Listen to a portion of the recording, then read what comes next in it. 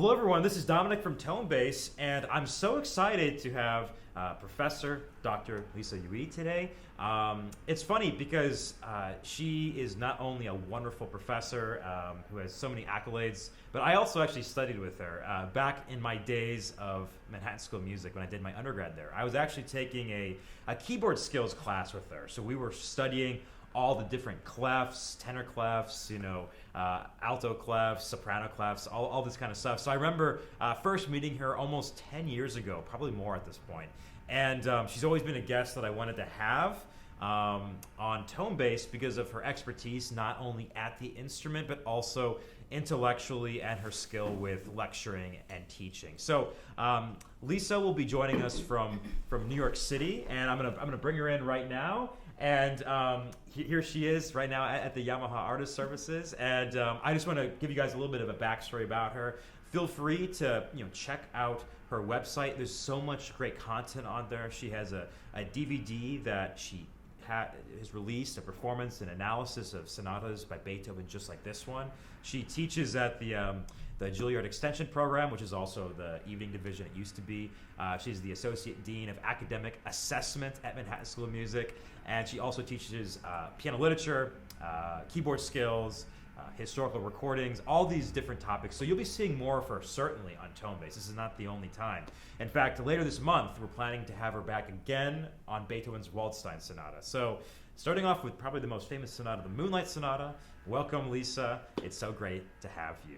How are you doing today?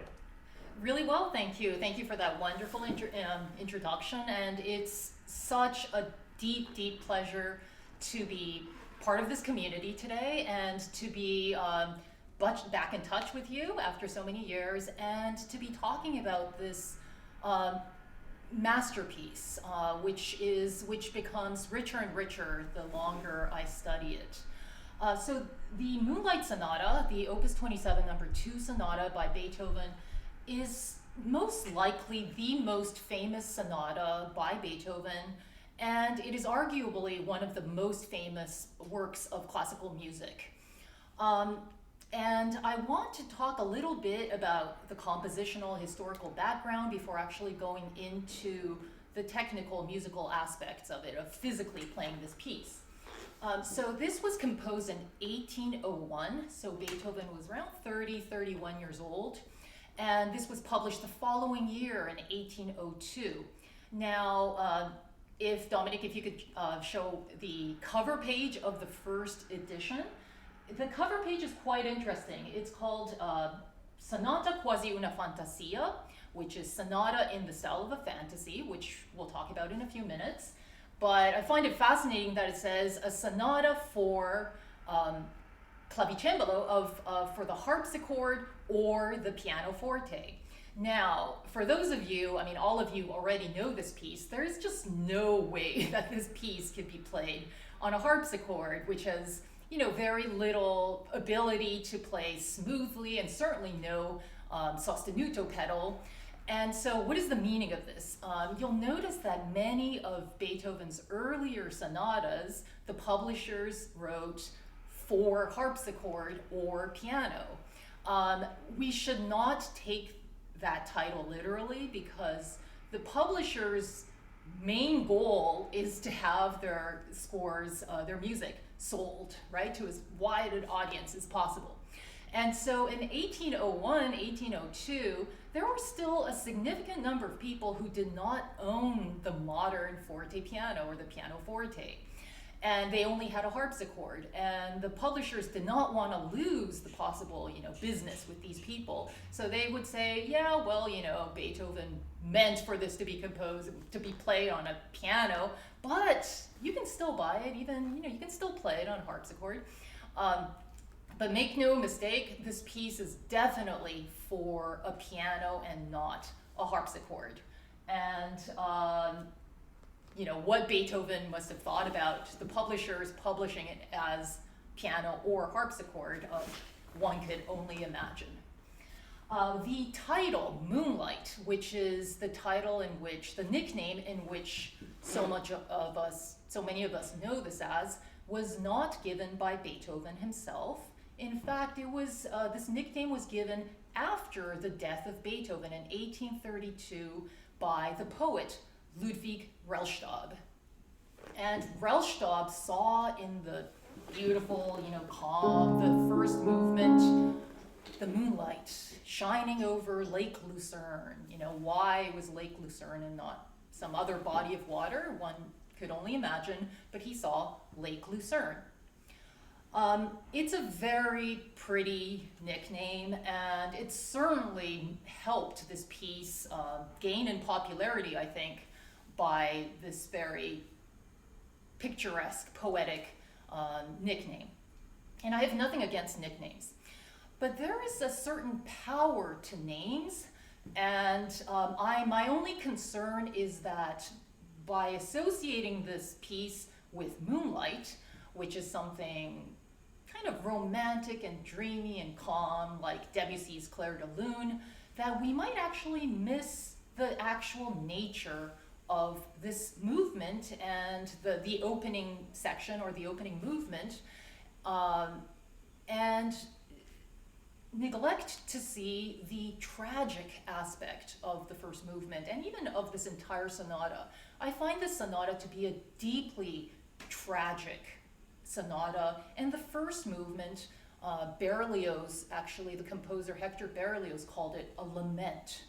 And I think that is closer to, rather than to the essence of this first movement, rather than the more picturesque Moonlight.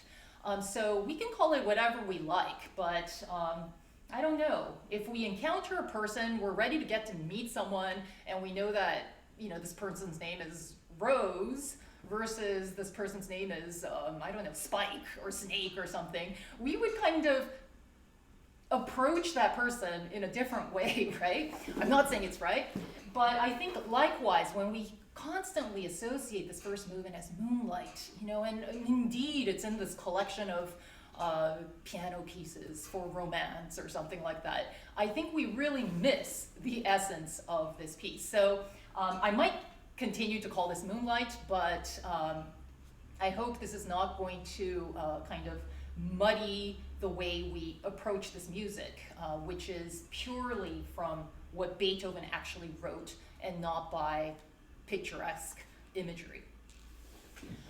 So let's talk about this, the actual name that, the title that Beethoven gave this, which is Sonata quasi una fantasia. So this is sonata that is also like a fantasy. Now, Beethoven only called two sonatas with this title, which is this one, of course, Opus 27, number 2, as well as the Opus 27, number 1, which was actually published separately. So what is a sonata and what is a fantasy?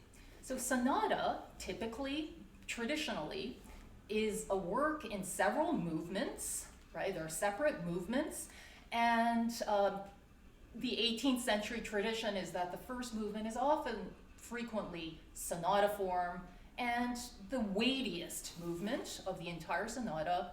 The middle movement, or the middle movements, if it's a 4-movement sonata, there's a slow movement and or a lighter minuet and trio or scherzo and trio. And then the final movement is usually virtuosic, and it's a kind of a big bang finish, right? So that's traditionally what a sonata is, a multi-movement piece with kind of expected characteristics for each movement. A fantasy is traditionally, in the Baroque classical sense, is a one-movement piece in several sections. And there might be recurring themes that return later on in the piece, or there might not. But the important thing is that it is a one-movement piece in several sections rather than a multi-movement piece that is supposed to be played together. So how is it possible to have both this multi-movement sonata and a single movement work in one? So if we look at this sonata, the C-sharp minor sonata, this certainly has a very clear division of movements. We can call it first movement, second movement, third movement. The first movement at the very end concludes with a very clear cadence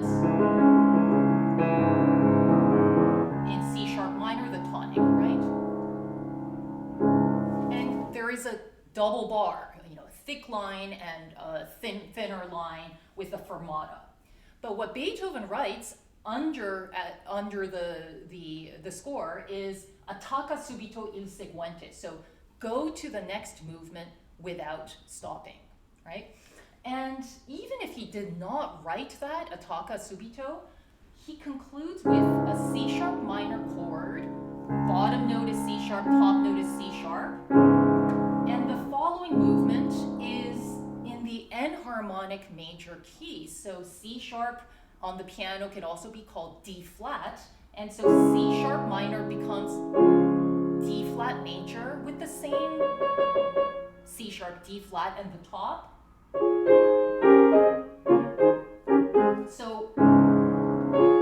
So there's a kind of a connection of that C sharp, D flat between the movements. They both also end and begin softly. Now the end of the Allegretto, it's kind of a Allegretto in trio, so we have to repeat the Allegretto, and this also ends a very clear perfect cadence and D flat major. And so if we look, it's again a very similar voicing, D flat at the top, D flat in the bottom, kind of a thinner texture chord. And here, Beethoven does not write attacca, but there is just no way that one would, a pianist of a sensitive, pianist would play this and then rest and wipe off the sweat and, wait for the audience to unwrap their candies and, cough and so forth. No, you would have to play the D flat, and the left hand is playing D flat and A flat, which happen to be the same, enharmonically the same two notes in the third movement, C sharp and G sharp. So become, and once again, the second movement ends soft and the third movement begins softly as well. And so, although Beethoven does not write attacca at the end of the Allegretto, it is implied that you must go from the second section or second movement to the third without stopping. So you can see that all three movements or sections, I'll explain why I call it a section rather than a movement, without stopping. So it is supposed to be one piece, right? Like a fantasy.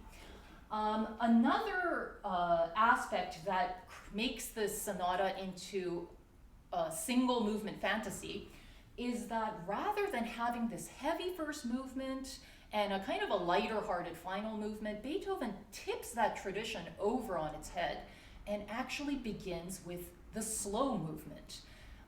One could imagine how shocked the Viennese public must have been when Beethoven opened with this triplet slow movement, what seems like probably a slow introduction, and perhaps the audience would expect this slow section to end and then something, and then quickly go into an allegro, but that's not what he does. He remains soft and this hypnotic triplet trance throughout the first movement, and then the second becomes like a breath of fresh air after the repressive first movement, and then finally the claustrophobic tragedy of the first movement explodes into the final movement, and it's actually the final movement which is in sonata form. It's the longest, it is the most dramatic, it is technically the most difficult, and so there's a crescendo that goes towards the end, which was a very, very new concept in sonatas. Sonatas kind of did a decrescendo in a way. The first movement was the weightiest, the second was slow movement, lighter minuet, and the final was kind of a flashy, fun, bow-wow ending. But Beethoven did not do that. And from this period, certainly into the late period, he starts actually moving the weight of the sonata towards the end rather than diminishing in its importance. So all of this is to say that although quite often people play just the first movement, and there are some kind of collections of piano music where they only have the first movement, and there's nothing wrong with that. I mean, it's a very beautiful first movement, but I think one loses the effect of this unity, of this impending doom, which kind of explodes volcanically at the very end. So my feeling is that the full effect is lost. The genius of this sonata is lost, if it's performed separately rather than all together. So now this idea of this combination of sonata and fantasy is taken up by many 19th century composers.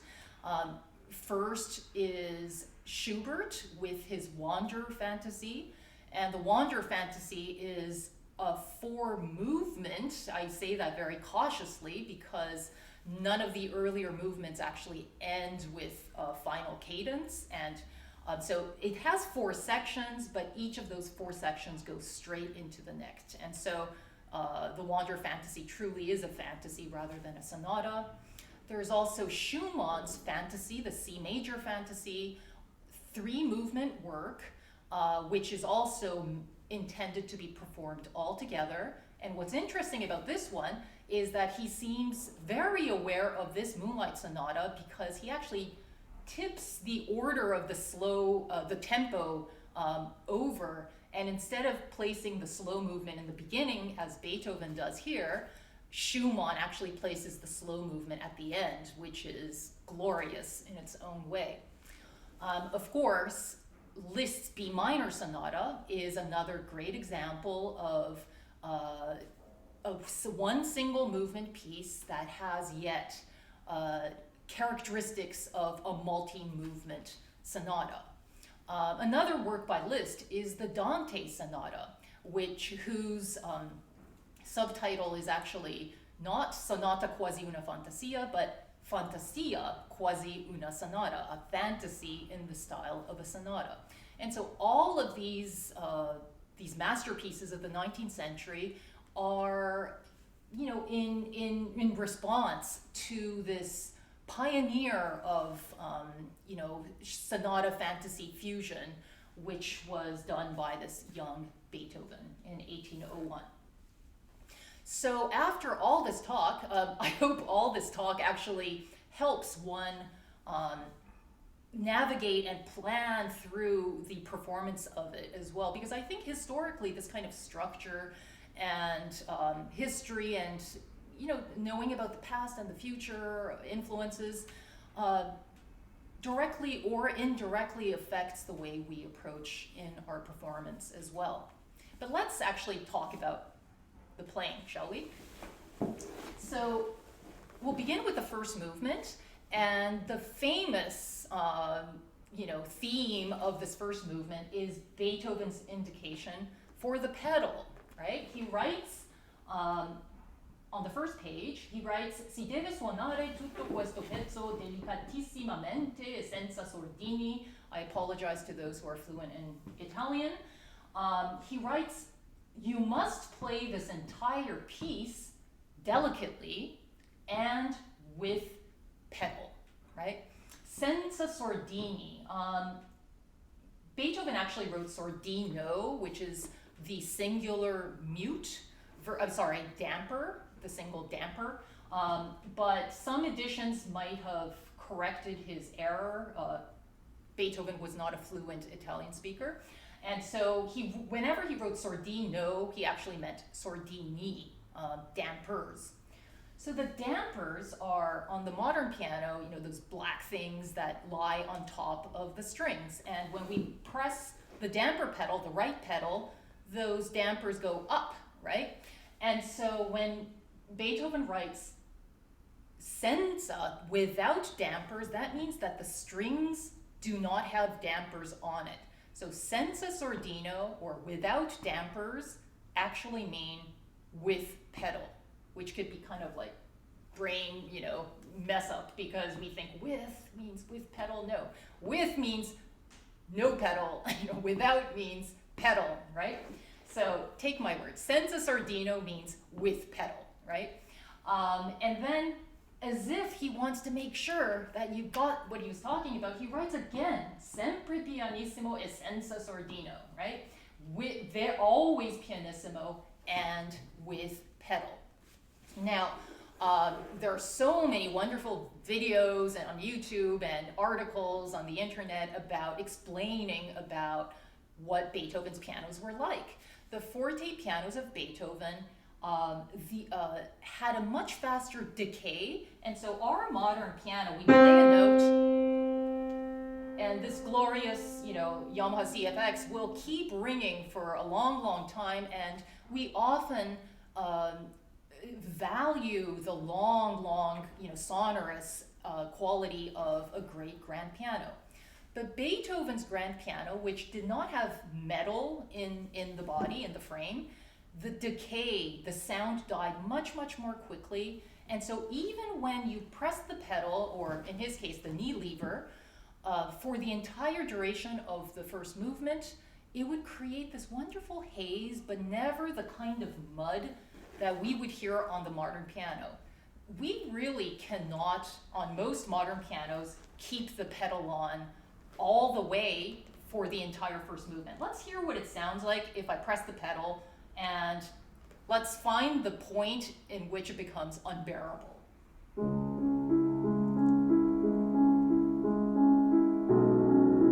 This is still okay. Questionable?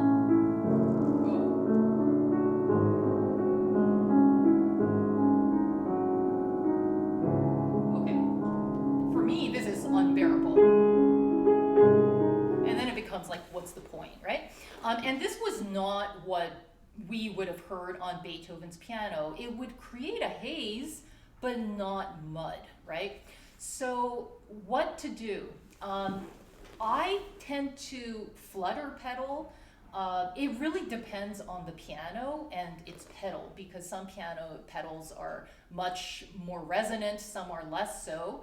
So we have to actually rely on our ears and hear that point where it becomes a little too messy, and then kind of flutter, change it, clear the air, so to speak. When in doubt, you can even just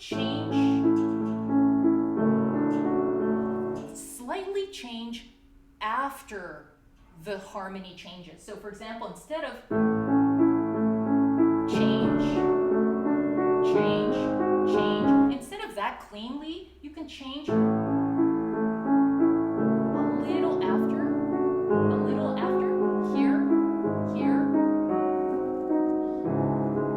here, right? So what I'm doing is I'm not changing the pedal at the point where all our childhood piano teachers told us to, which was where the harmony changes, but slightly afterwards, right? So we're trying to create the effect of kind of a foggy atmosphere. I should mention the tradition of pedal during the 18th century. Consider, did Mozart ever mark pedal? Not to my knowledge, and if anyone does know an example when Mozart marks pedal, I would love to hear about it in the chat. Not that I know of. Haydn also did not mark pedal. I know of one instance in the C major sonata, one of the last ones, the number 50, where in the he writes pedal, right, with a squiggly line in the development section of that sonata. But that's the only example that I know of. Does this mean that Mozart and Haydn never used pedal? Absolutely not. Mozart talks about using the pedal and the wonderful pedals of Stein pianos and so forth, but they most likely used pedal normally, right? Which meant to hold a bass, to make a melody legato, to kind of hold a harmony, the sound of a harmony, and so forth. So Beethoven actually marked pedal very, very frequently, and but not always, right? If you open a score of Chopin, for example, and many 19th century composers, they mark pedal almost at every single point they want you to use a pedal. That was not the tradition in the 18th century. In the 18th century, they marked pedal when they wanted you to use it for a special effect. So So that meant, for example, the recapitulation of the Opus 31 number 2, Beethoven pedal. He writes, keep the pedal.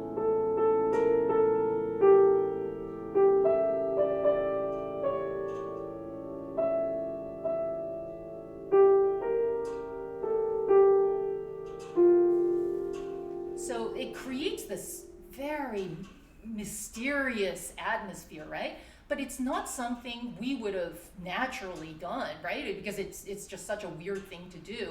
But Beethoven indicates pedal there because it's counterintuitive. It's not something we would have done otherwise. Or the Waldstein, the final movement, one pedal.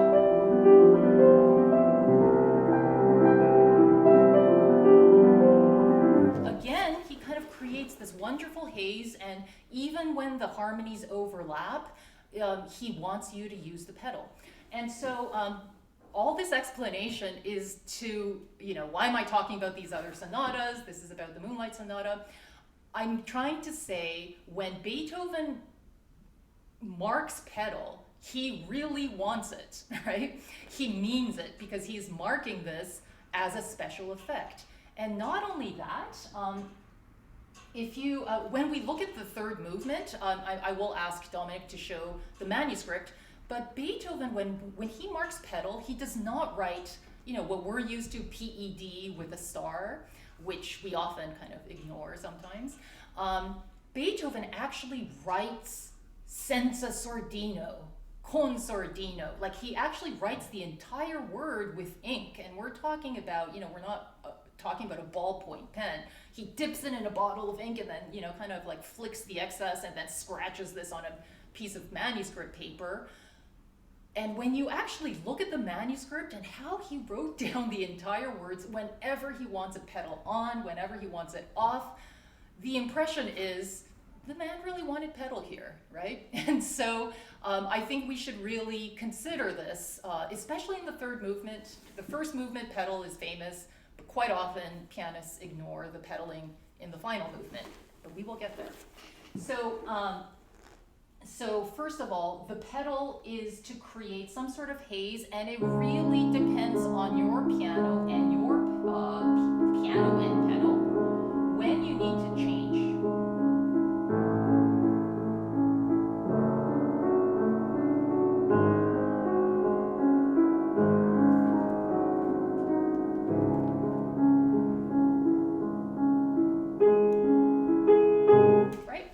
So that's something you can experiment. It's not easy.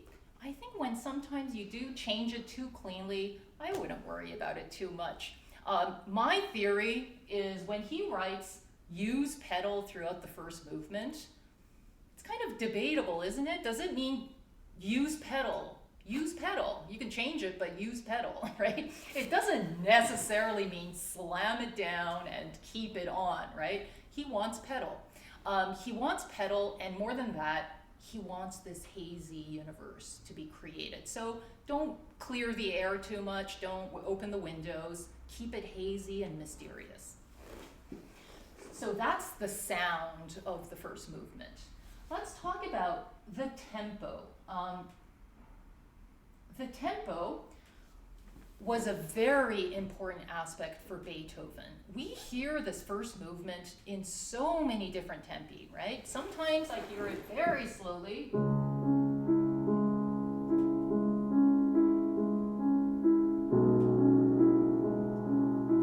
And you can, like, the audience can take a nap and go have a meal and then go watch a football game and then come back and, they're still playing the piano. But who are we to say that's wrong, right? But it's important to know Beethoven thought there was a correct tempo to how to all of his pieces, and he actually said there are several things one must consider to play my pieces correctly. First, the first most important thing, the correct tempo, right? And so I think I'm all for freedom of artistic choice, and I have heard some really over-the-top tempi in many of these pieces, and they're effective, right? But I think it's important to consider what was the correct tempo according to Beethoven. It's worth trying to find that out because he himself thought that there was a correct tempo, and he gives us many hints as to what that tempo is. So first hint, Adagio sosteuto, right? So slow, Adagio is rather kind of serious, broad, sosteuto sustained. So we know that it's a slow, not a lively movement, rather vague, right? But we, at least it gives us kind of an emotional understanding of this first movement. The other thing is the meter. The meter is 2/2. It is cut time. It might be helpful for you to observe your score because in the 19th century, very often this first movement was published as 4/4. And that is quite a difference, right? It was often, so 4/4 would be 1, 2, 3, 4/4 Adagio. So it could be 1, 2, 3, 4, 1, 2. That seems like a pretty respectable tempo, Adagio in 4. But what if it becomes cut time? 1, 2, 1. There's so, we can only go so slowly in cut time before our arms get stiff, right? So let's go slowly. 1, 2, 1, 2, 1.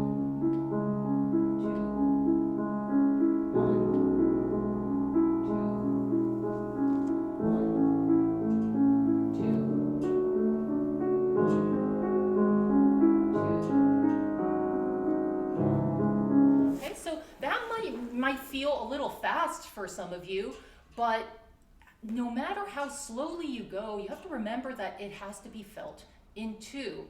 Now, different musicians have different ability to stretch time. Pianists like Solomon, the great British pianist Solomon, had an amazing capacity to play very slowly and yet not lose the connection, right? And so perhaps you are able to do that. For me, I can't go much slower than 1, 2. Right? So that's something to consider in terms of tempo. So we have the tempo marking, we have the meter. The third thing to consider, which I think is very, very important, especially in Beethoven, is the harmony, right? There's a harmonic movement. Harmonic movement is like speech. We can say, for example, to be or not to be, that is the question, right? And if an actor says to be or not to be, there's a point when we say that's wrong, right? Because there's a certain flow to grammatical, like to syntax that no longer makes sense with each other. The same thing applies in harmony, right? There's a certain harmonic movement where the harmonies could be in relation to each other or they lose cohesiveness. So we have here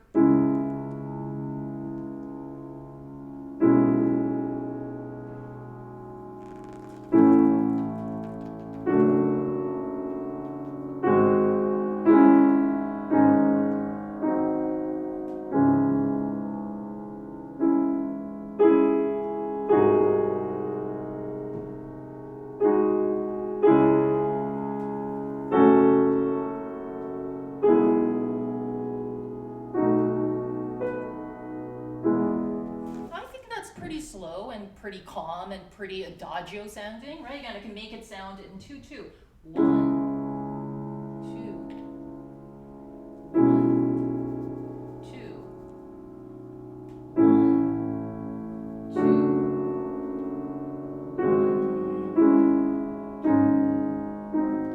1. That would be if I play it the way it's written.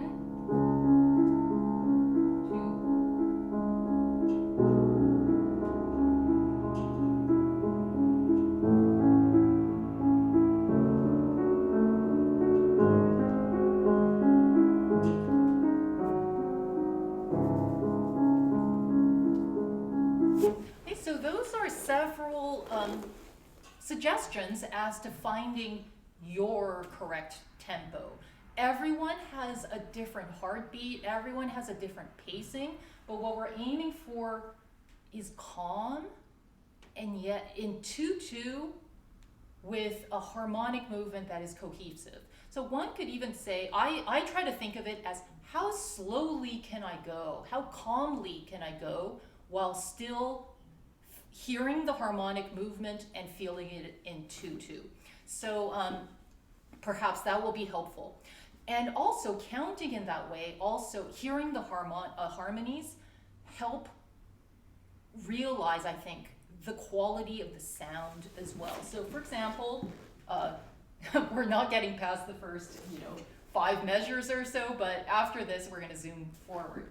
So we have the first harmony, and so if we go, okay, I'm exaggerating, right? But quite often when you play too slowly and too exact, we hear triplets.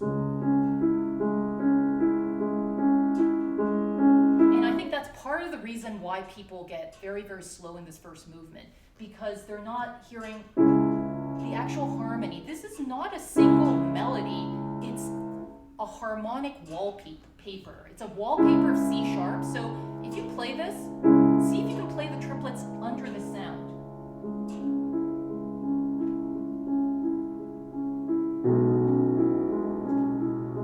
So even this would be the harmony should be the space that you play the triplets under. And then when you do that, we don't want to hear hammers because we have a melody coming.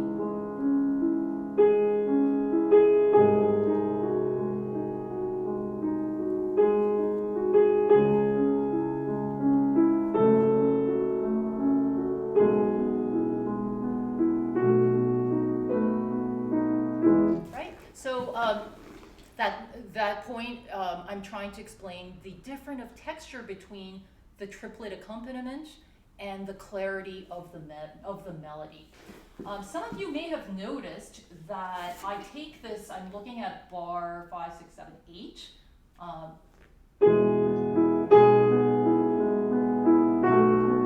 Beethoven indicates play everything with the right hand, but for me, I have a hard time stretching that 9th and still maintaining a beautiful melody. So what I do is left hand. And some people might say, well, that's not what Beethoven wrote, right? My theory, my approach to music is not to do what the composer wrote, but to make it sound like what the composer wrote. And what Beethoven writes here is a smooth slur this is from measure 7.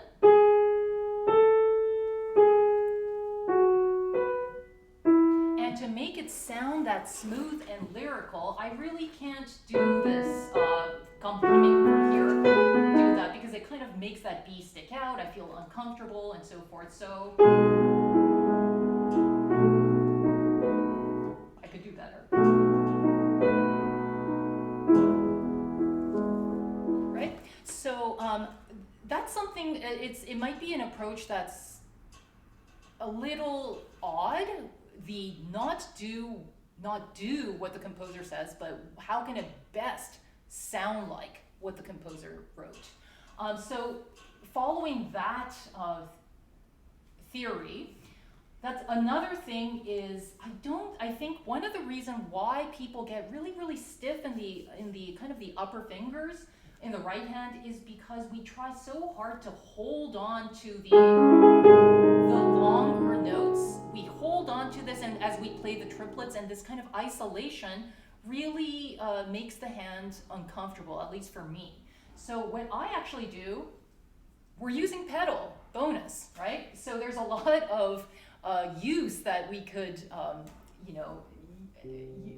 employ with this pedal use. So I'm actually doing, if I show you all my secrets, this is how I'm playing without pedal.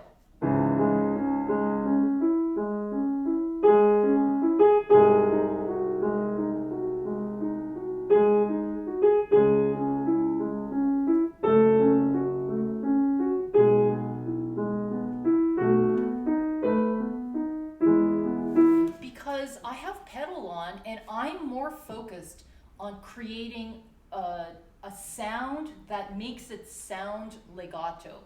Once we play the note, there's nothing we can do with it, right? We've already attacked, the hammer's already sprung, and there's nothing we can do to alter that sound. And the duration of it is held with the pedal. So why are we holding on to it and making it difficult to control the triplets? I say, let it go, right? It's off. Get ready for the A. Get ready for the G.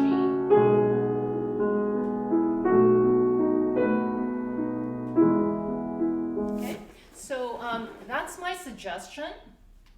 Make it, how can you best make it sound like what Beethoven wrote? So moving on much more quickly now, consider how different they are every time they appear. So first time, you have the tragic. Second time, pick up to measure 11. That G natural is very different. I mean, I kind of think of awe, right? AWE. There's a kind of a, from that G sharp to, is a very, very, not tragic, but there's a kind of a wonderment to this.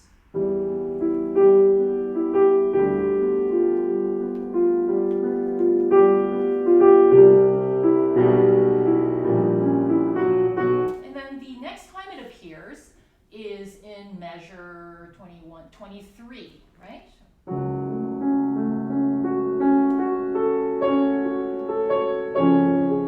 C sharp. Now, we've never been on that high register yet.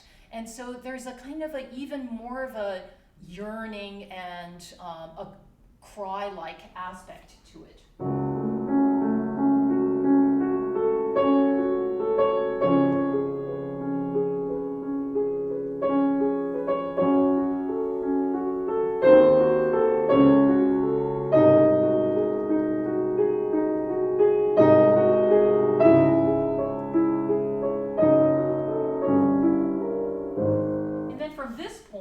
We have the G sharp dominant pedal. It's a very, very long dominant pedal, considering this entire sonata is, 60 so measures long. The dominant pedal lasts, 20% of this entire movement. And we have to kind of continue, it's in order to build tension for the return of the melody. So this is a great place to listen to the pedal.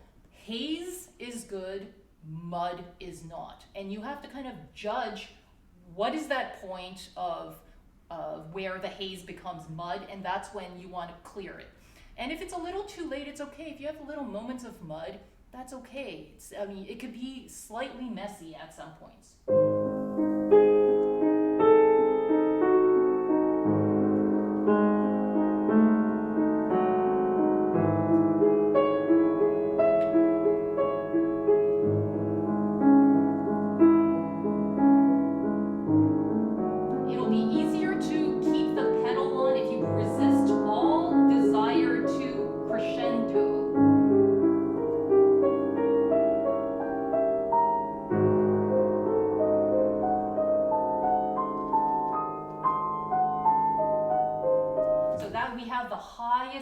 Of the movement, which is kind of actually the bang smack middle. Measure 35, 36, and a measure, 70 measure movement is right at the middle. So we should emphasize that.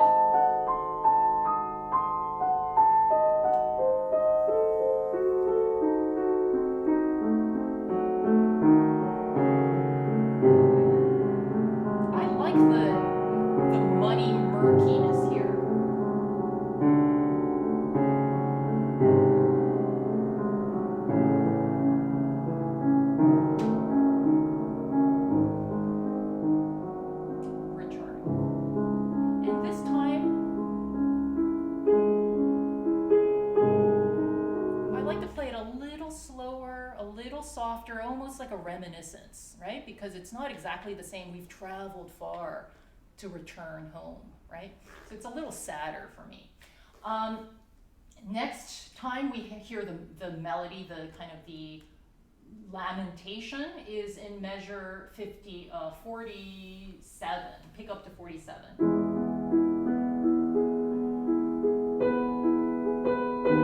A ray of light, which turns tragic immediately.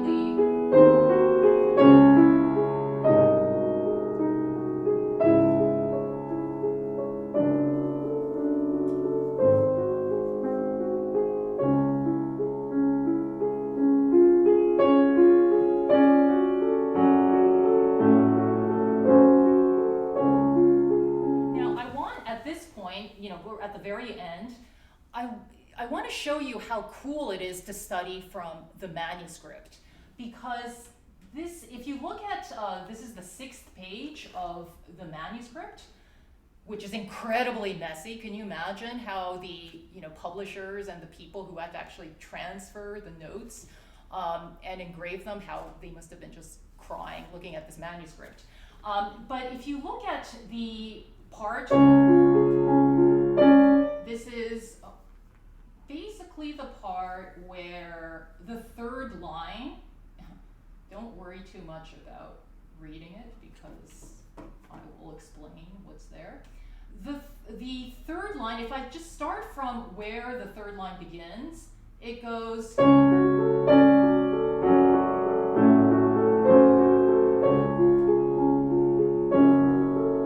Beethoven originally wrote, so it's a kind of a very typical standard chord progression, right?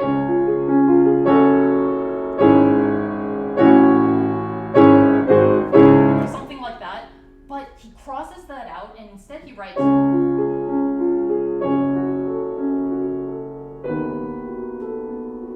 and for me to know that he crossed out that original standard chord progression and gives us instead of this chord makes it somehow more beautiful for me. And another thing he does right after this,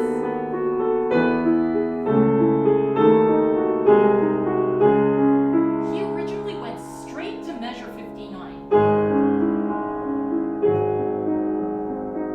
So the chord progression,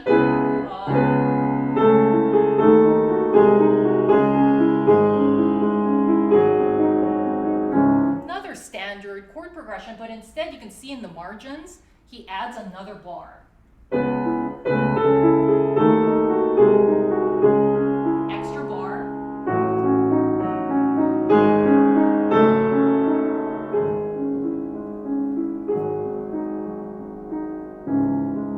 And then finally, the last time we hear the melody is now in the bass.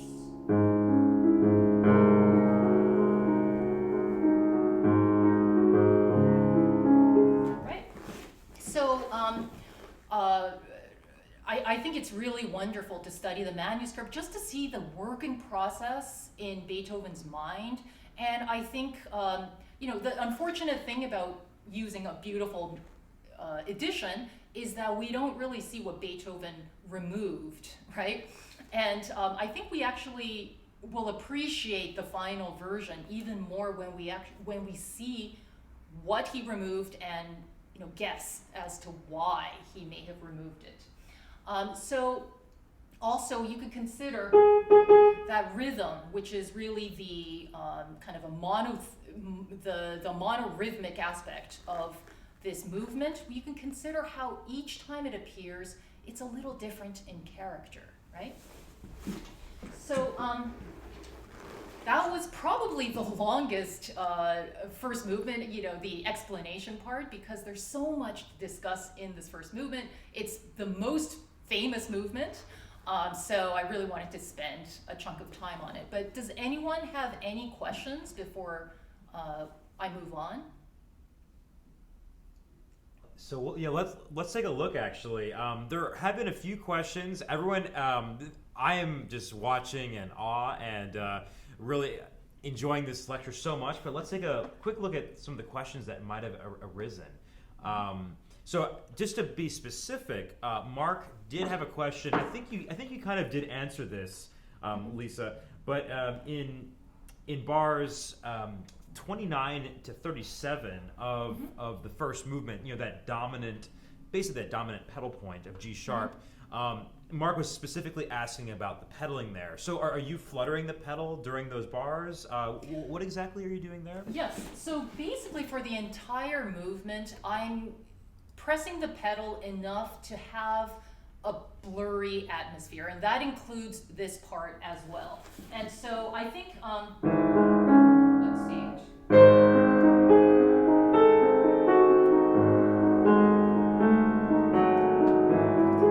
Here, I flutter a little here because I think at this point it becomes, those seconds create kind of a mud, and so I feel that it's a little too muddy for my ears, so I flutter it, but never completely. And I wouldn't be afraid, especially when it becomes,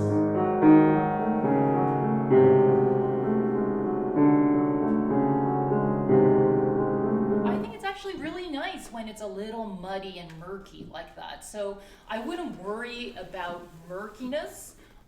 But you should practice and experiment with the pedal to see when does it become too much. Too much means you can really no longer hear the harmonic movement, and that the mud is in the way of actually enjoying the music.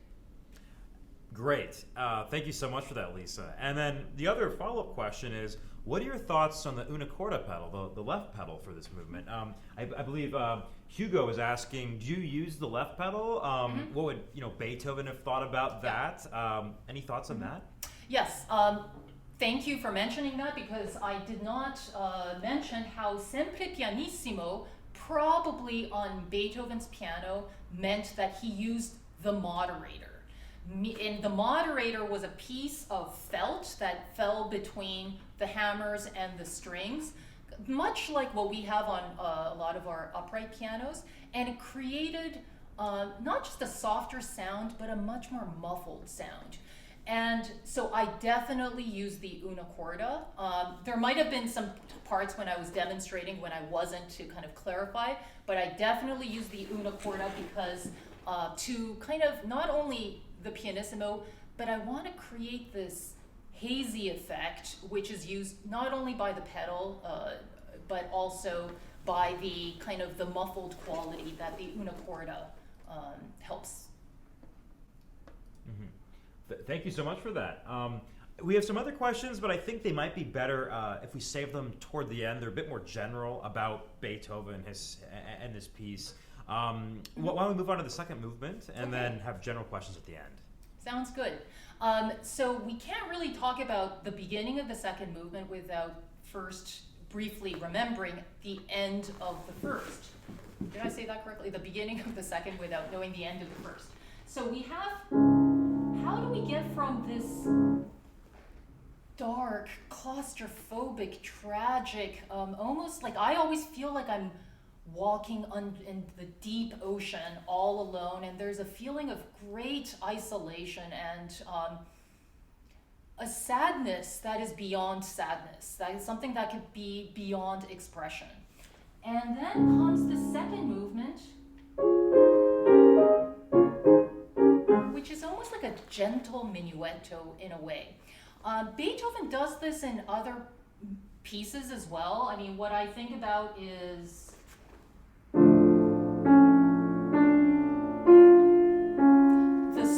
the devastating slow movement of the Opus 10 number 3, which goes, the next movement is also kind of a minuetto-like. What does this mean? I always consider Beethoven to be an optimistic composer. He never leaves you in despair. The despair is counterbalanced by life, right? And I think this second movement is life. It's almost as if you were in a dark cave or deep underwater. I feel actually here at the end of the first section, I find myself always breathing in a lot, and I seem to smell air, this sweet fragrance of spring breeze. And if the first movement for me is like this rich, dark purple burgundy, that changes to green and sunshine yellow, lemon yellow, before I even start. So I really think there's some kind of magic that occurs between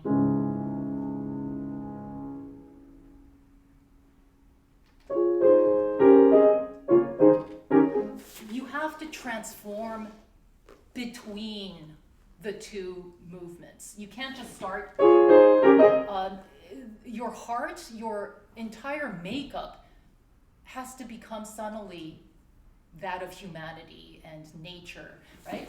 And so the second movement is, again, a kind of a quasi-minuetto and a very gentle one.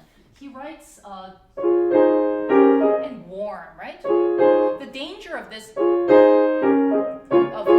of that accenting the first beat, but consider really gently using that pickup to go into.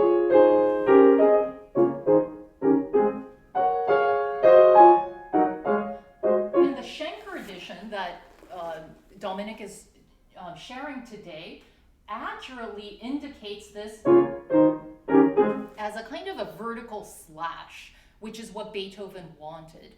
Many editions, including the early Henley edition, marks this as a staccato.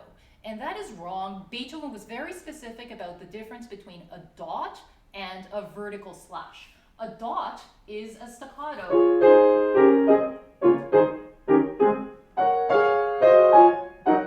That gives a very different feeling from a vertical slash, which is more like an expressive weighted accent. It means espressivo, really. And so this is not a pizzicato as much as string, arco, bum, bum, bum, bum.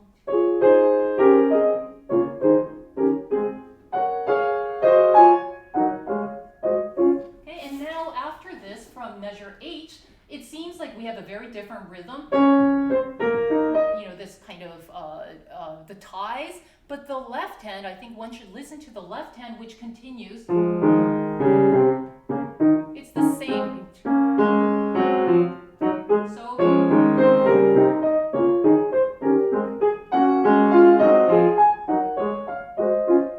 right?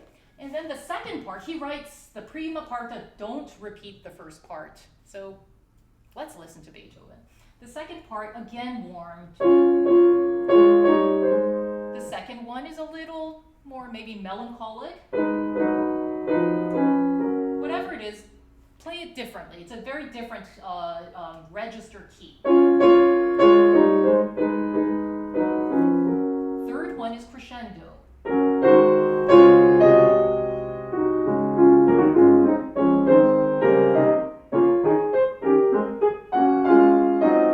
Second time more insistent. Third time crescendo.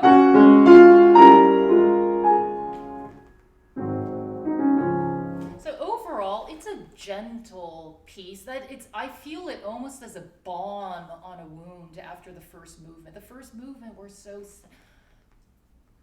sensitive and easily hurt, and this is like a kind touch, And then the trio is a village dance. You have even the drone instruments in the bass. And the pretty girls and maybe the pretty boys too are dancing.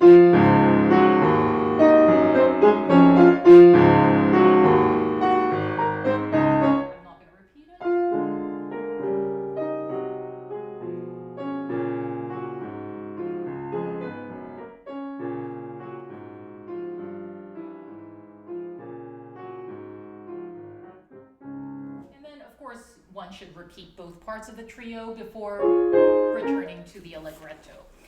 So this is kind of like a little breather, a little moment of comfort before, the devastation of the final movement.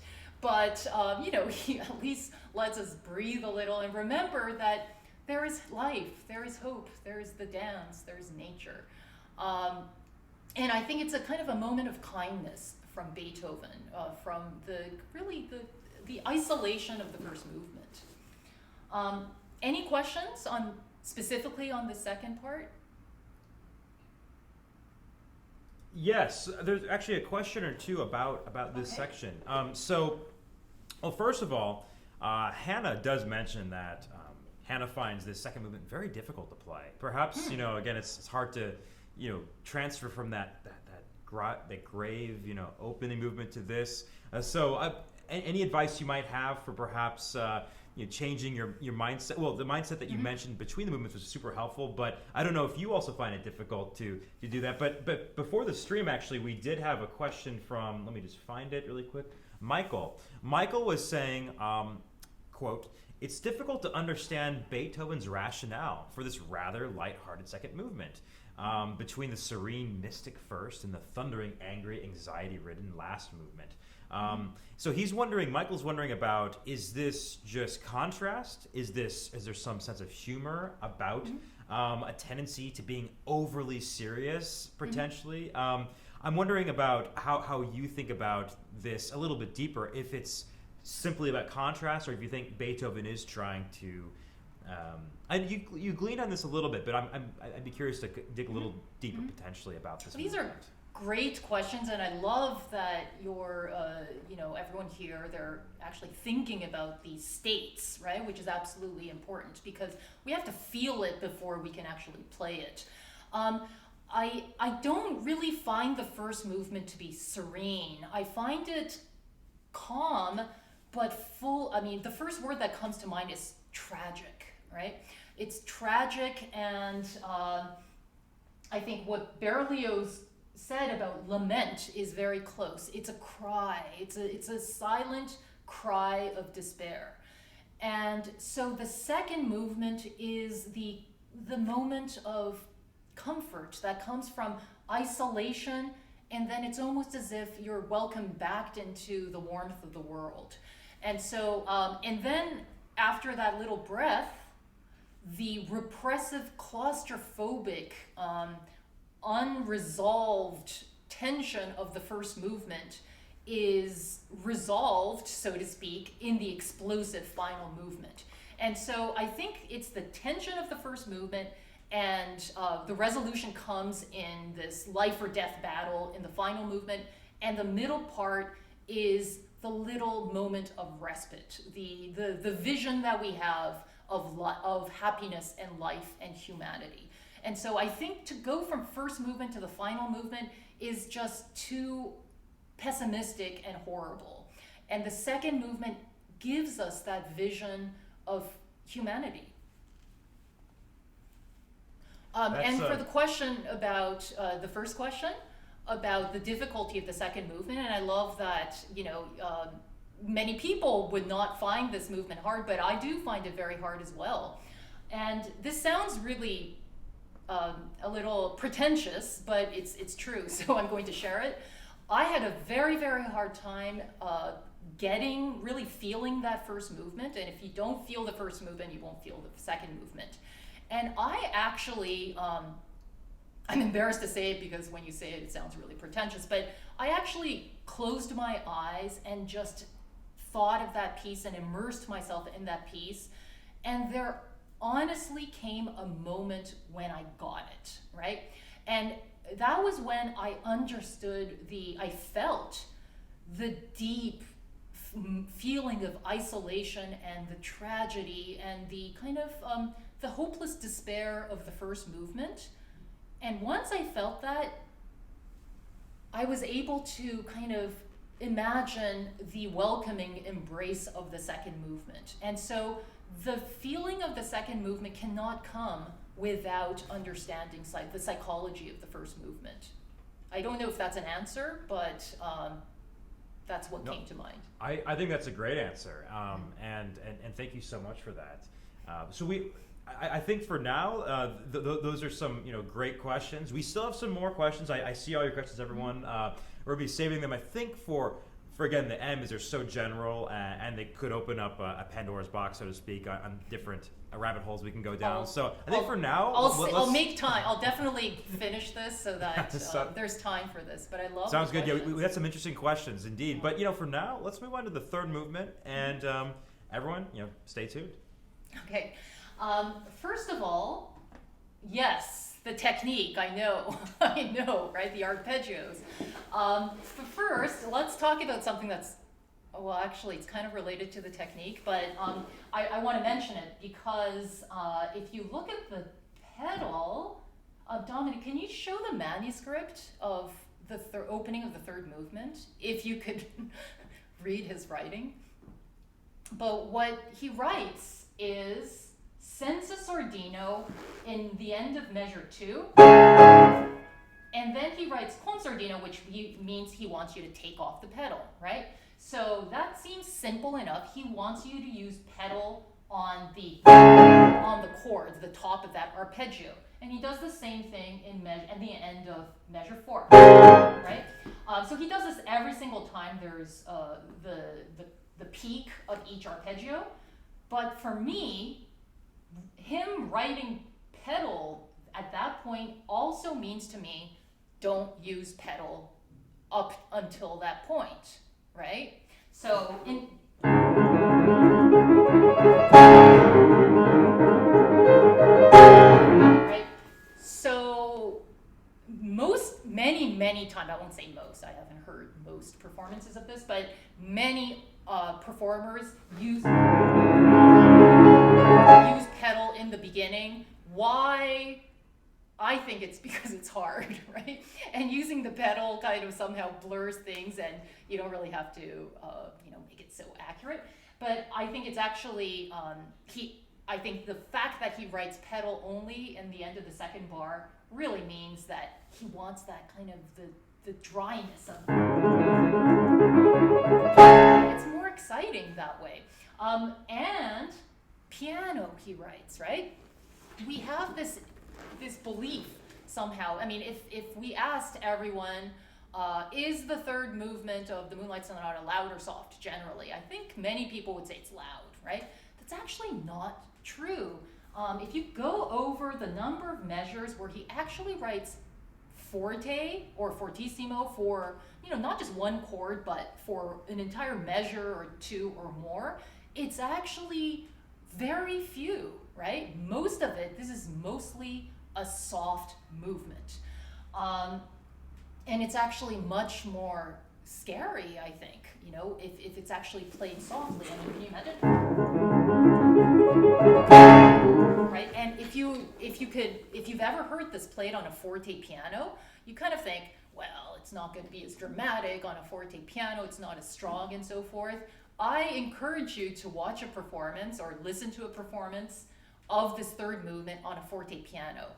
It's wooden, you can hear the clattering of the hammers, and you understand, how Beethoven famously often broke the pianos while he was playing, right? And when we hear this movement on a modern piano, we never, we would think it's loud or it's exciting, but we would never really think, oh, this pianist is going to break the piano.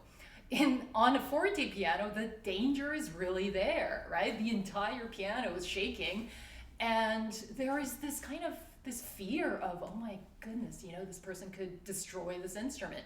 And there's even if the volume is not loud, I think it's very effective and exciting, to think how dangerous this third movement is. And so it doesn't have to do with volume. It can be dangerous without volume, and in fact, it will be more exciting when it's soft. And the only crescendo, the first crescendo we have is in measure 7, right?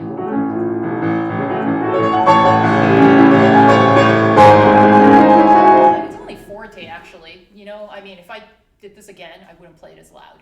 It doesn't have to be so loud. Don't forget that you're trying to express something, not just play loudly. Okay, let's talk about the technique, right? The arpeggios here. Yes. Let me give you some suggestions. First of all, the fingering that I use is according to how I would finger the arpeggio. Okay, so consider what that fingering is for you. I use 1, 2, 3, 5, 1, 2, 3, 5, 1, 2, 4, 5, 1, 2, 3, 5, and so on. Now, not only the fingerings, but actually observe where on the keyboard are you placing your fingers, specifically the white key. So in the first one, the E, natural. The reason why I'm suggesting you do that is because I wouldn't be surprised if when you're playing the arpeggio that you're actually curling the finger that you're playing that white key on, right? Now, if I try this, right? Curl the third finger like this and it feels awful, right? It feels very, very uncomfortable. But I wouldn't be surprised if when you're playing this, you're probably curling the finger that is not playing on a black key or that is playing on the white key. And that is going to keep you from playing it very quickly and having a relaxed hand. So, oh, my hand feels weird just by doing that. The most ideal shape of the hand is when you're just hanging your arm down to your side. This is the fastest position.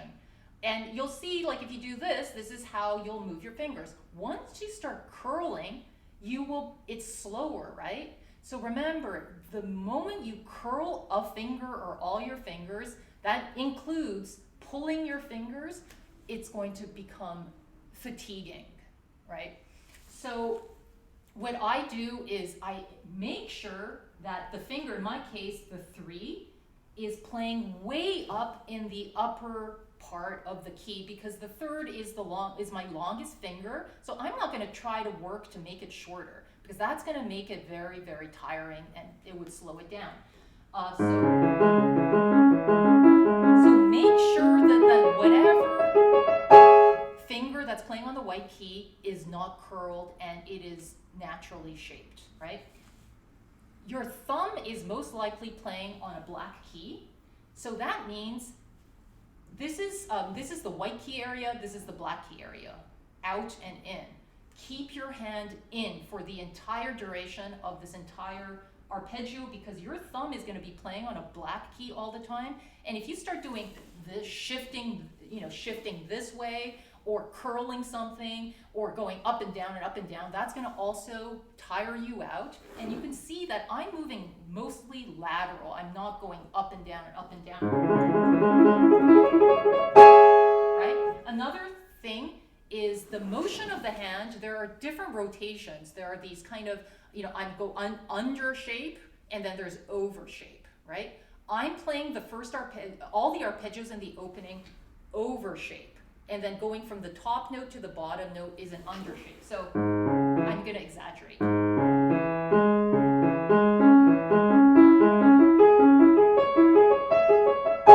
Right?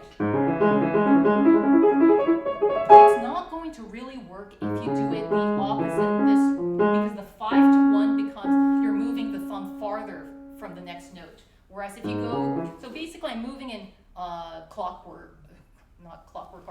clockwise motion. Same thing.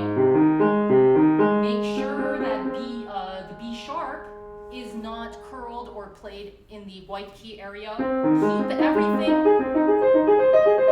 Sometimes you have to be very brave and really make sure that finger is playing inside the black key area and that it's not curled. And I really guarantee the more you try to keep the movement lateral and the less curling you do, the more natural it will feel. And remember, it's not loud, it's soft actually.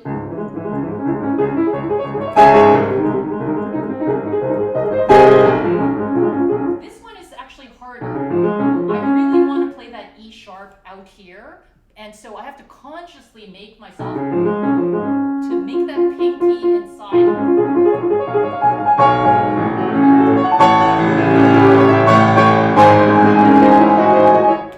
Okay, this part,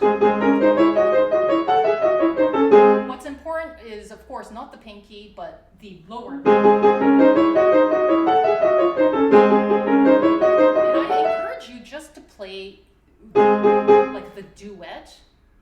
in both hands, and that the right hand lower notes are really going down, down, down, down, down, like you're shaking on the lower notes. And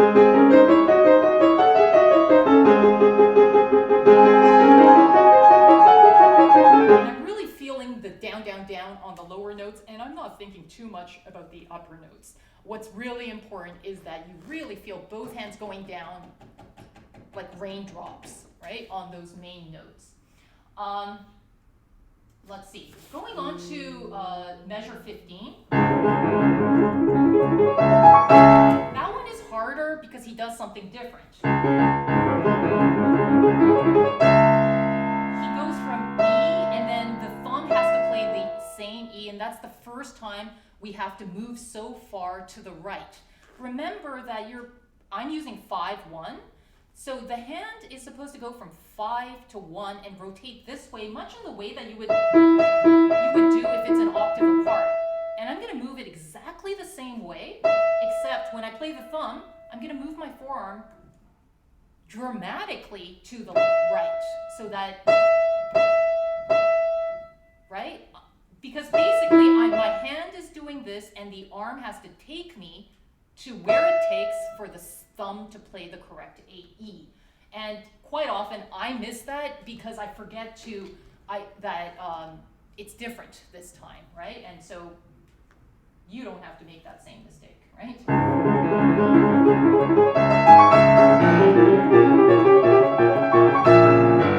And here he doesn't write a pedal, but I really like to show this F double sharp with a pedal, so that I can hear the resolution from F double sharp to G sharp, right? So and then we have the second theme. Now, another way to make this easier is to remember that it's an expressive movement. It's not like, it's not cacophony, right? There are moments where you can actually rest. So for example, this measure 20, this is where the phrase ends on the B. It doesn't go, it's all, and then take a breath and, right? So if I do it up to tempo,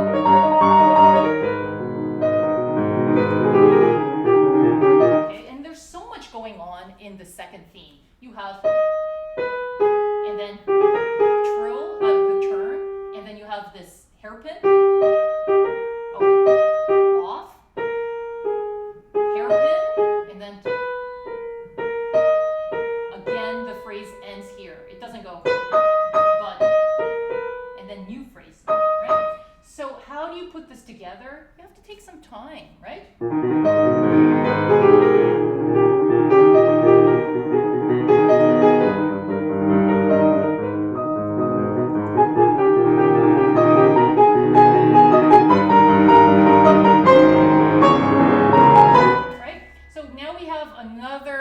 Technical moment. I know all the tough parts because I struggled through them, right? So I use a fingering which might feel weird to you, but it works for me, which is I use 5-1 for the A sharp octave, hold that 5, and then the trill, I put the 4 over to the, so 5, and then I do a turn, 4, 3, 2, 3. Chopin did this all the time. Organists do it all the time, this 4 over 5. Right? And what's important, don't worry about the thumb too much. If you can go, and you don't even have to hold it. If you just play that, just the top notes, it's going to actually sound fine. Right? Same thing. 5, 4, 3, 2, 3. You don't have time to do that. You don't have time to play a whole trill there, right? And so that's plenty fine.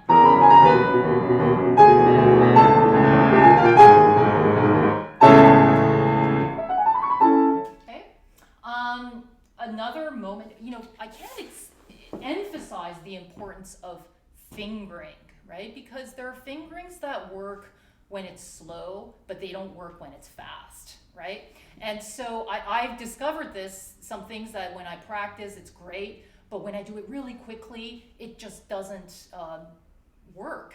And so, for example, this, I use, despite the fingering that you see from Schenker, I use 2, 3, 4, 1, 2, 3, 2, 1, because it's just much more direct. 2, 3, 4, 1, 2, 3, 2, 1, and just repeat that. So it causes me to have to do this 2 over the thumb, but it's not a big deal. Right? And it allows me, I mean, for me, it was the only fingering that allows me to keep up that momentum. Going on, the wonderful theme from the measure 40 or so. Again, notice where the phrase ends. It's not always at the end of the bar. It could be the beginning of the following bar, right? So finish that first. That's one thing. And then another. And then, of course, you're not going to play it that way. You're going to put it together, but make sure you hear those conversations, right?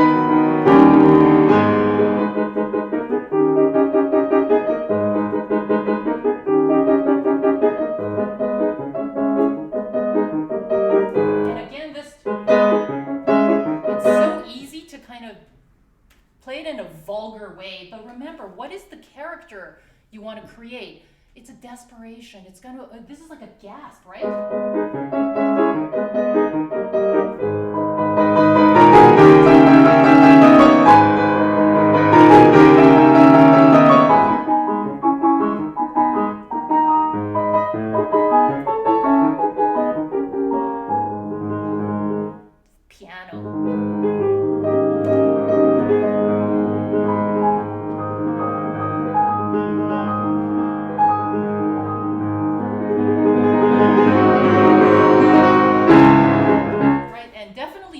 Repeat, because there's a great effect. Minor versus, the major propels you forward. Okay, so those are some of my suggestions. I think the most important thing is how to shape the arpeggios and to check to see if your fingers are curling, right? And remember, if your thumb is playing a black key, you're gonna have to put all your hands up higher and try to avoid this typical twisting of the hands where the 2, 3, 4, 5 are trying to play in the lower part of the keyboard while the thumb plays a thumb, and that always will be A, bad for your hand, and 2, will slow you down. So when the thumb is playing on a black key, shift everything up and avoid curling of the fingers. So I think that's a pretty good place to start with this movement. Does anyone have any questions about this specific movement? Yes. So we had some specific questions from, looks like Raghav. And let's see here. I'm going to read this off. So what are your thoughts about using the una corda pedal for these arpeggio runs in the third movement, and then switching to the damper pedal for the subito forte chords at the end of each arpeggio, where he writes the sensei sordino? I wonder if this would help make a scarier mood using that una corda pedal. Do you use the una corda at all for these Yes. soft? You do. I do. I just have to remember to take it off for the chords. And remember, it is scary, but the criteria of how scary, how loud is you have to be able to hear the notes, right? I mean, that sounds obvious, but quite often, I do this all the time, when I get passionate and I play, just play a loud, sorry if that spiked, but if I play a loud chord, I just kind of give everything and I don't actually hear the notes, right? And so we don't want to get to that level where you're kind of blanking out and no longer hearing the sound. So is enough, right? sforzando within piano, right? It's just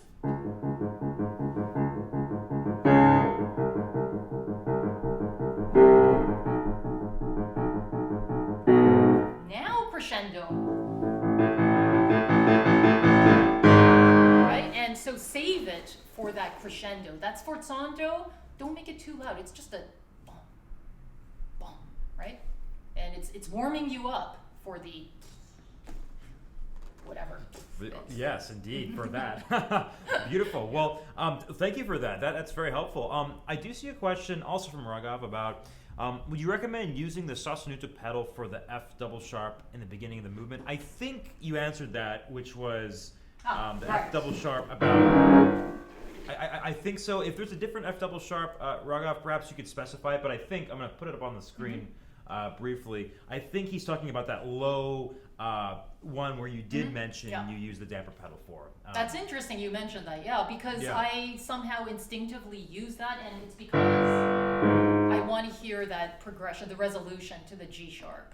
Absolutely. It sounds beautiful. And CK has, I think you also might have answered this a little bit, but CK in the forums before the stream was saying that, this is a piece that he's always wanted to learn, and he's looking to overcome some obstacles of the final movement. And basically, I guess he's getting a little bit of tension in the forearm for these fast passages, and that's what slows him down. And I think your comment about making sure to understand that instead of rotating the arm to get that thumb, just move the hand in to play the black keys. That's and leave the hand in that position. I thought it was very good what you talked about in that first C sharp minor selection. So CK, I think that would probably help. Do you have any other thoughts about forearm tension, or do you think that's mainly what you'd recommend? I gave you an example. I mean, each arpeggio is slightly different because it's shaped differently, but the main idea is that the arm has to lead, has to be behind every finger that's playing, and that's what really how I plan my hand movement. That always, whatever finger is moving, my arm follows that, or in some ways precedes it in a way, it leads the hand. Not the finger. The fingers do not lead. The finger wants to move as little as possible, and so two things: don't curl, right? And try not to, if you're curling an individual or multiple fingers, and if you're twisting, find a way to avoid that, either by usually by moving all your fingers into the black key area and just making sure that there are no individual fingers that are curling. If it hurts, if it's tiring, there's something to fix, right? Doing it 50 times is not going to make it better. So consider, if something is fatiguing, stop and consider how you can change it. And it's not about strength or stamina. Thank you. That's very wonderful to hear. And also, just to point out one thing I liked was that you're talking about the movement, the rotation of the hand, having these macro movements. And I think that's really important, because sometimes you'll see people play that opening with the hand very stiff, right? And then they try to have the fingers do all the work. But you were talking about the clockwise type of movement of the hand, and it's like what I always say is that if you ask someone to stay standing still for an hour, you get really tense. But if you ask them to walk around, move around, they're not as tense. So movement can really help that as well, CK. So Lisa totally got on those topics wonderfully. So there are other questions that are more general. So we can either get to those when you're ready, Lisa, or if there's any other last, whenever you're ready, if there's other things that you'd like to talk about, or ready. I'm ready. You're ready. Okay, yes. Excellent. Let's go for it. So, starting with the forum questions that were done before the stream, I'm going to prioritize those. I asked most of them, but Randy has one question that I did not ask yet. Randy says, I love this piece. I'm excited to get some professional input. I'm interested in getting some ideas for expression and dynamics. What do you think about when you're playing it? Is there any imagery to help you with the expression? And specifically, I think Randy's talking about perhaps the first movement, because Randy continues to say that not quite the second or third are at Randy's level. But you mentioned that idea of isolation and such, but Is that something that you think about when you're performing this piece? Yeah, how do you embody that deep emotion? I have my own imagery, which is not necessarily going to, fit into everyone else's. I recommend that you just, whoever's working on this piece, to play the harmonies and let the harmonies dictate how, you approach, each section. So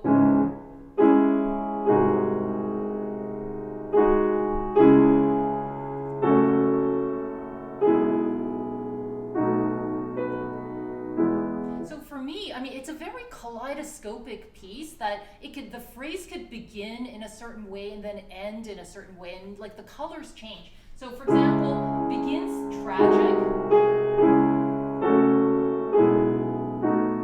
ends kind of consoling and kind in a way. So it's so subtle, the different feelings, and as emotions are, right? You can be kind of sad and then suddenly a little blue and then suddenly happy with the tears, like rolling down the cheek, We have very, very subtle emotions, and each harmony gives us a kind of a different color, a different shade. So next one, this is measure pick up to 11. And this, as I've mentioned, kind of is awe for me, right? And then it becomes already tragic again, and ends in this very tragic B minor. And then a moan, right? Echoed by the left hand. The second one repeats, but now it's a longer phrase. Goes on very long, actually.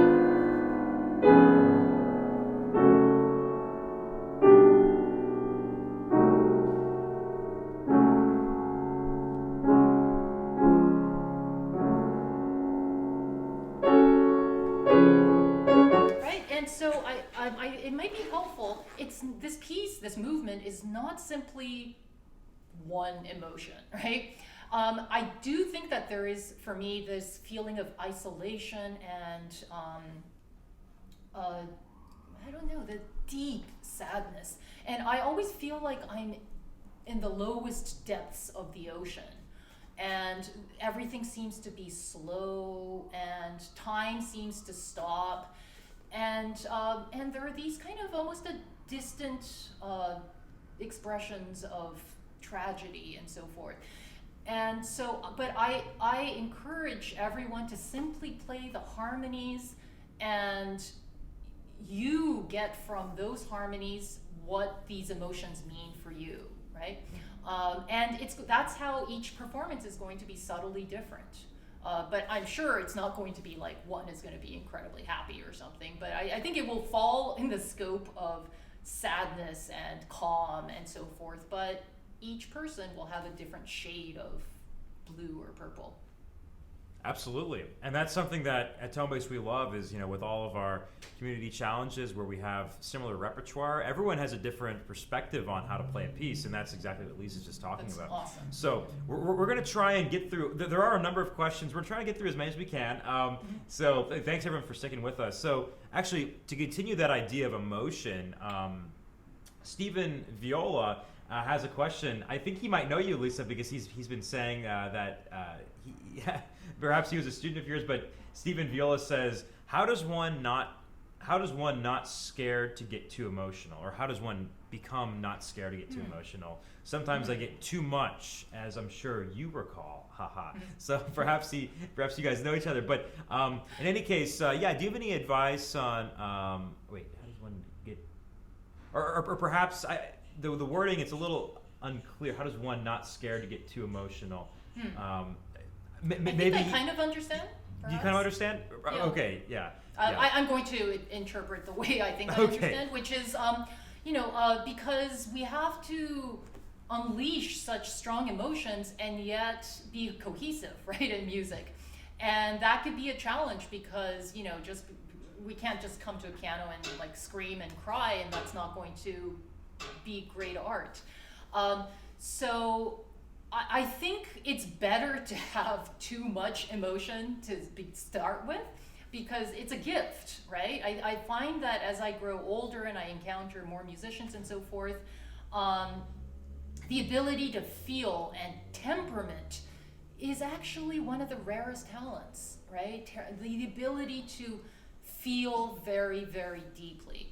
And so I think we should cherish this and nurture it.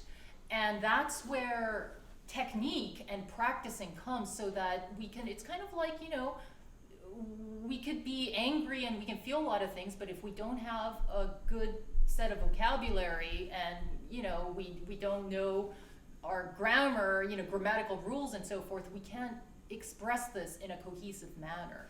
And so, other than the fact that we need to practice and make sure our technique is really under control, having an excess emotion is not something you should be worried about. You should be grateful for it, is what I think. I totally agree. That's wonderful to hear. And now we have some questions that I think are also interesting. So Thurmond has a question. I was a little late, so I may have missed this, but do you have any thoughts about the dedication of this work? I guess it was dedicated to one of his pupils, I believe, but any other thoughts about that? Oh yes, so she was apparently a very, very beautiful and charming young woman who Beethoven taught, and he had a crush on her and so forth, but she was at such a high post that there was no chance. I don't quite associate anything necessarily romantic with this piece, and I don't think Beethoven really worked in that way. Even Les Adieux, the Opus 81A, which was apparently dedicated for his friendship to Rudolph, there are different interpretations about, was this really meant for his friend, or is this kind of a message about the soldiers, who have left and, who are coming back and so forth. I think Beethoven did not necessarily have this kind of very personal romantic feeling. Maybe, he thought he wanted to be on good terms with her by saying, this is this awesome piece that I wrote, and your name is going to be on it, and that's how I feel the extent of it is. But if somehow the romantic sentiment enhances your performance of it, whatever works. Well, certainly, in some ways, it seems like there's a little bit of unrequited love or frustration going on, if there is a lifelong story for him. Yeah. Yes, it's a repeating story of misfortune, unfortunately. But thank you for that. And then Brother Will has a question. Any good books on Beethoven that you've read? Thanks so much for being with us. Oh, thank you. Well, I find still the Maynard Solomon biography is an oldie, but still a goodie. It was one of the first. It's not historically. I think historically better books have been released after that, but it was the first of its kind to kind of approach Beethoven from a psychological viewpoint, and it's still very, very interesting. And I think if you haven't read it, it's worth a read. Thank you. And after the live stream, I'll post that link in the forum so you guys can check it out on Amazon or wherever you might buy from your books from. And then Lucas has a good question.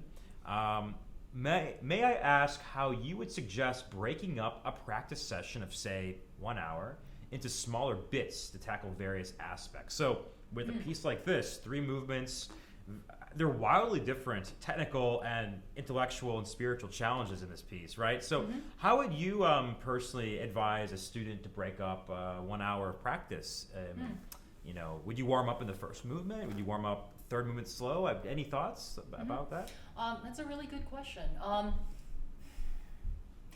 I might, if in an hour, you might, I like variety. I like order, but at the same time, I like to move it around. So maybe one day you can just focus on the first movement or the first 2 movements. The second time, another day you can focus just on up to the exposition of, work on the arpeggios of the third movement. And I would do it in sections like that. For the third movement, definitely you can work on it from exposition and then the development section and the last part, the recapitulation and the coda. So you can divide that into 3 parts.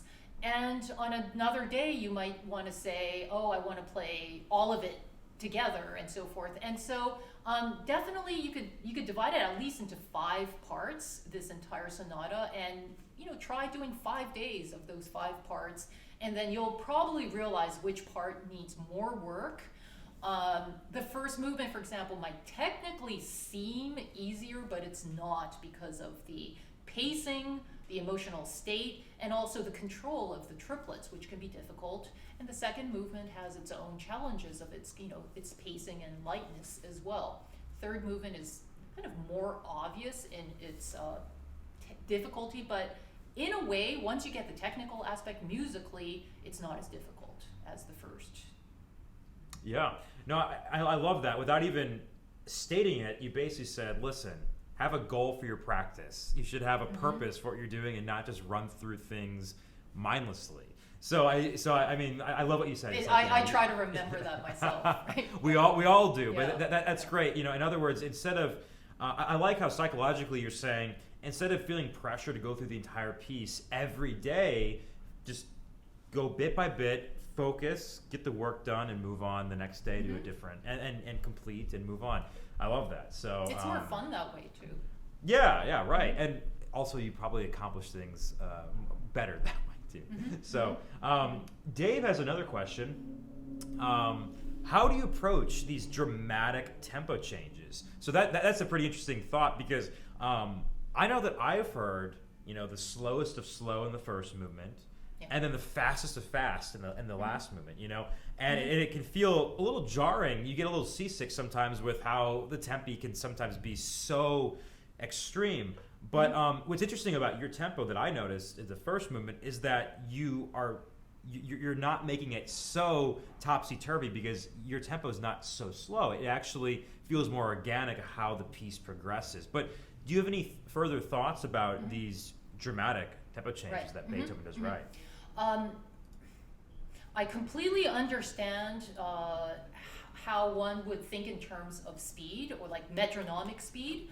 And that's something that's important to ultimately have an idea of, like, I like to play it around this tempo and so forth. But I think the more important thing is to consider the harmonic motion and the emotional state. And that dictates the speed itself. And so rather than think, okay, my tempo is 1, 2, like that, I'm thinking calm.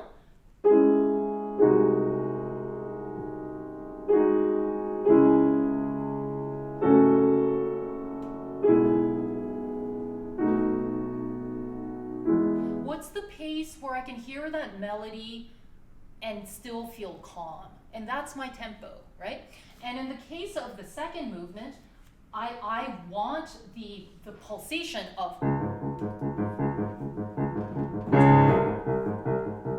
and I feel it as a heartbeat. And if I go, that's just too fast for me, right? It doesn't have, it's not as exciting, right? It's almost like a train / heartbeat, I don't know, whatever imagery comes to mind. And also, again, the importance of the harmonic motion, right?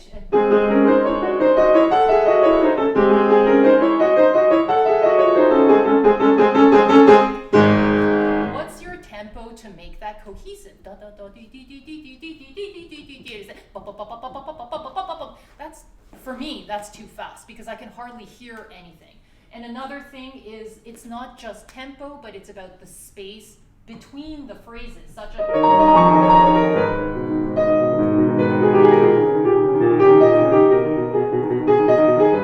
mean, how fast do I need to play, or how slowly do I need to play to be able to play that turn without it sounding like a hiccup, right? Or a nervous breakdown or something. It has to be expressive. He has a kind of a moan in the shape of a crescendo diminuendo, and then he has a 2-note slur. And how quickly can I do that while still maintaining those little details?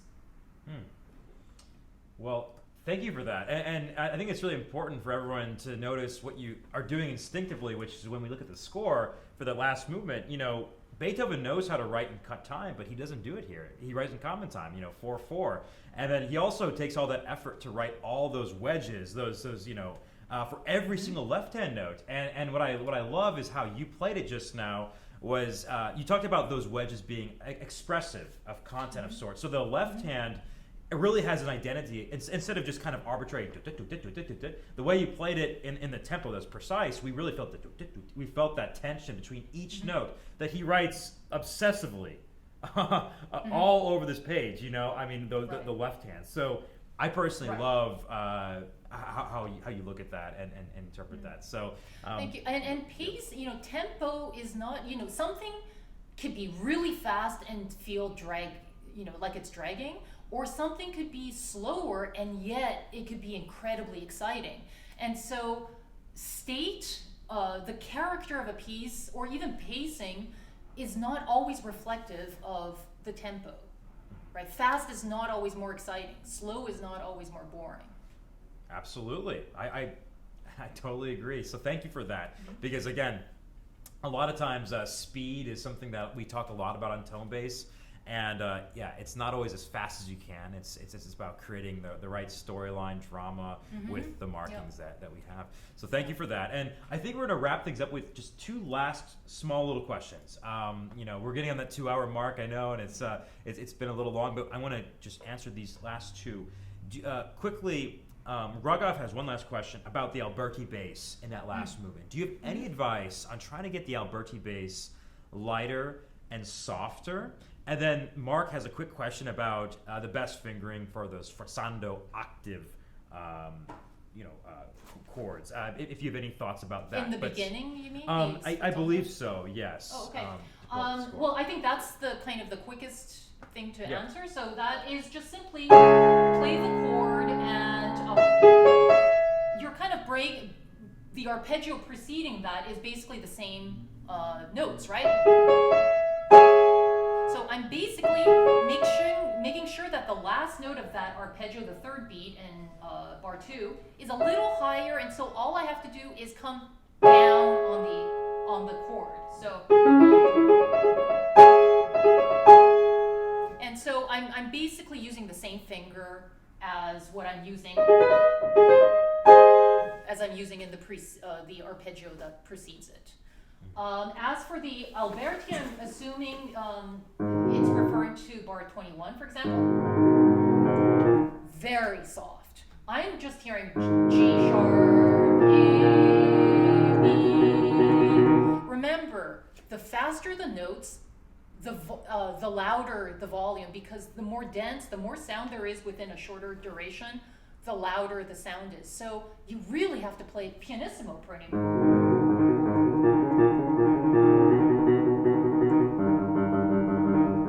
The thumb is almost doing nothing, so that I want.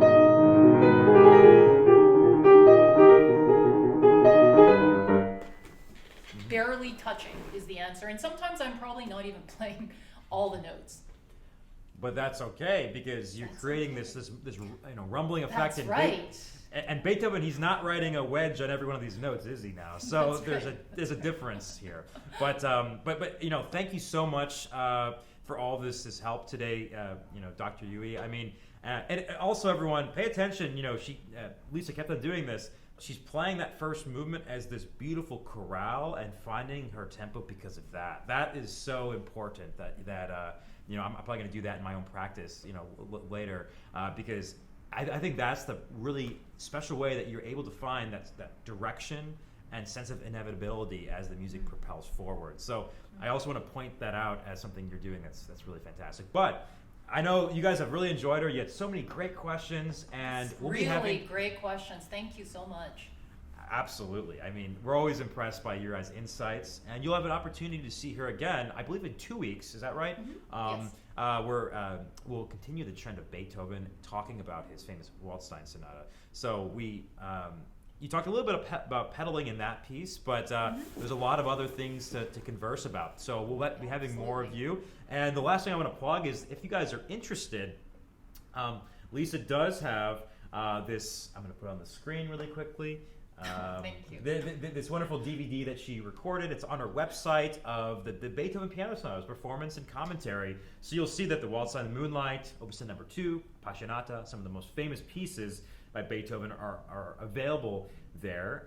And for the very, very paltry fee of $20 about, you can get this amazing document that you can learn from. So I mean, I know that's a bargain, I would say. So, so just so everyone can check it out, and also if you want to listen more to her website, of course, has all the content. You'll see her again soon.